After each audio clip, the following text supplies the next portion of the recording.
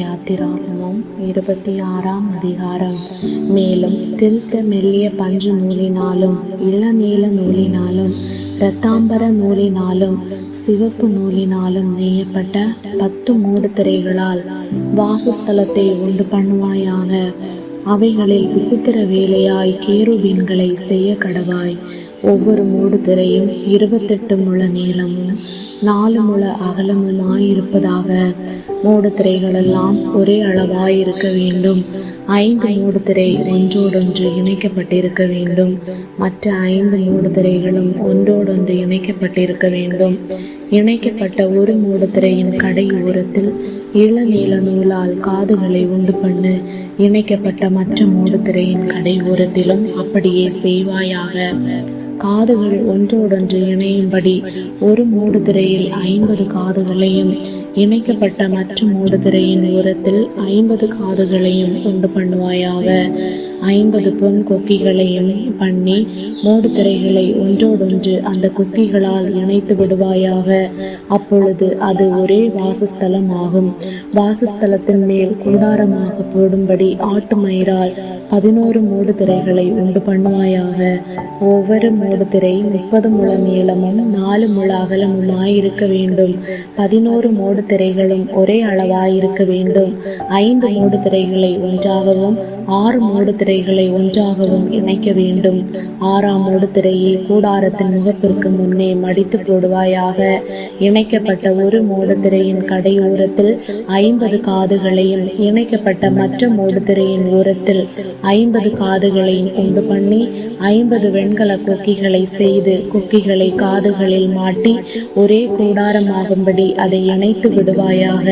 கூடாரத்தின் மூடு திரைகளில் மிச்சமான பாதி மூடு திரை வாசஸ்தலத்தின் பின்புறத்தில் தொங்க வேண்டும். கூடாரத்தினுடைய மூடு திரைகளின் நீளத்திலே மீதியானதில் இந்த புறத்தில் 1 முழமும் அந்த புறத்தில் 1 முழமும் வாசஸ்தலத்தை மூடும்படி அதன் பக்கங்களிலே தொங்க வேண்டும்.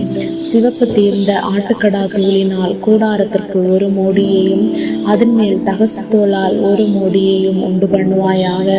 வாசஸ்தலத்துக்கு நிமிர்ந்து நிற்கும் பலகைகளையும் சீத்தி மரத்தால் உண்டு பண்ணுவாயாக. ஒவ்வொரு பலகையும் 10 முழ நீளமும் 1.5 முழ அகலமுமாயிருக்க வேண்டும். ஒவ்வொரு பலகைக்கும் ஒன்றோடொன்று ஒத்து இசைந்திருக்கும் 2 கழுந்துகள் இருக்க வேண்டும். வாசஸ்தலத்தின் பலகைகளுக்கெல்லாம் இப்படியே செய்வாயாக. வாசஸ்தலத்துக்காக செய்யப்படுகிற பலகைகளில் 20 பலகை தெற்கே தென் திசைக்கு எதிராக நிற்க கடவது. அந்த 20 பலகைகளின் கீழே வைக்கும் 40 வெள்ளி பாதங்களை உண்டு பண்ணுவாயாக. ஒரு பலகையின் கீழ் அதன் 2 கழுந்துகளுக்கும் 2 பாதங்களும் மற்ற பலகையின் கீழ் அதன் 2 கழுந்துகளுக்கும் 2 பாதங்களும் இருக்க வேண்டும். வாசஸ்தலத்தின் மறுபக்கமாகிய வடபுறத்திலும் 20 பலகைகளையும் அவைகளின் கீழ் 40 வெள்ளி பாதங்களையும் உண்டு பண்ணுவாயாக. ஒரு பலகையின் கீழ் 2 பாதங்களும் மற்ற பலகையின் கீழ் 2 பாதங்களும் இருக்க வேண்டும். வாசஸ்தலத்தின் மேற்புறத்திற்கு 6 பலகைகளையும் வாசஸ்தலத்தின் மேற்புறத்திற்கு 6 பலகைகளையும் வாசஸ்தலத்தின் இரு பக்கத்திலும் உள்ள மூலைகளுக்கு 2 பலகைகளையும் உண்டு பண்ணுவாயாக. அவைகள் கீழே இசைக்கப்பட்டிருக்க வேண்டும். மேலேயும் ஒரு வளையத்தினால் இசைக்கப்பட்டிருக்க வேண்டும். 2 மூலைகளுக்கும் அப்படியே இருக்க வேண்டும். அவைகள் 2 மூலைகளுக்காகும். அந்தபடி 8 பலகைகள் இருக்க வேண்டும். ஒவ்வொரு பலகையின் கீழ் 2 பாதங்களாக 16 வெள்ளி பாதங்களும் இருக்க வேண்டும். சீத்தி மரத்தால் வாசஸ்தலத்தின் ஒரு பக்கத்து பலகைகளுக்கு 5 தாழ்பாள்களையும் வாசஸ்தலத்தின் மறுபக்கத்து பலகைகளுக்கு 5 தாழ்பாள்களையும் வாசஸ்தலத்தின் மேற்புறமான பின்பக்கத்து பலகைகளுக்கு 5 தாழ்பாள்களையும் பண்ணுவாயாக. நடுத்தாழ்பாள் ஒரு முனை தொடங்கி மறுமுனை மட்டும் பலகைகளின் மையத்தில் உருவ பாய்ச்சப்பட்டிருக்க வேண்டும். பலகைகளை பொன் தகட்டால் மூடி தாழ்பால்களின் இடங்களாகிய அவைகளின் வளையங்களை பொன்னினால் பண்ணி தாழ்பால்களை பொன் தகட்டால் மூடக்கடவாய். இவ்விதமாக மலையின் மேல் உனக்கு காண்பிக்கப்பட்ட மாதிரியின்படியே வாசஸ்தலத்தை நிறுத்துவாயாக. இளநீல நூலும் இரத்தாம்பர நூலும் சிவப்பு நூலும் திரித்த மெல்லிய பஞ்சு நூலுமான இவற்றால் ஒரு திரைச்சீலையை உண்டு பண்ண கடவாய். அதிலே விசித்திர வேலையால் செய்யப்பட்ட கேருபீன்கள் வைக்கப்பட வேண்டும். சீத்திம் மரத்தினால் செய்து பொன் தகட்டால் மூடப்பட்ட 4 தூண்களிலே அதை தொங்கவிடு.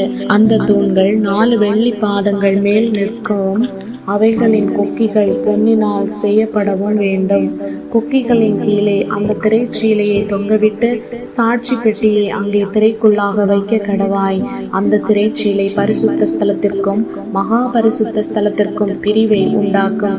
மகா பரிசுத்த ஸ்தலத்திலே சாட்சி பெட்டியின் மீதில் கிருபாசனத்தை வைப்பாயாக. திரைக்கு புறம்பாக மேஜையையும் மேஜைக்கு எதிரே வாசஸ்தலத்தின் தென்புறமாக குத்து விளக்கையும் வைத்து மேஜையை வடபுறமாக வைப்பாயாக.